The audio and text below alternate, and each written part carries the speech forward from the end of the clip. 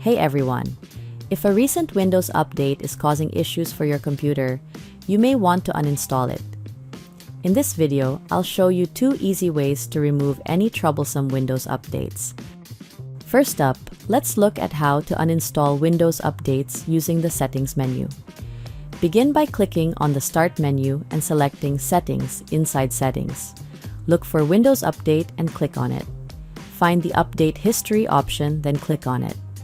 Scroll down to the Related Settings section, then click on Uninstall Updates.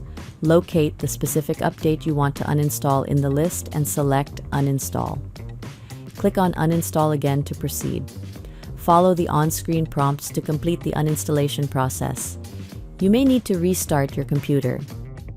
The second method to uninstall updates is through the classic Control Panel. Search for Control Panel. Open it up and navigate to Programs and Features. Select View Installed Updates from the left sidebar.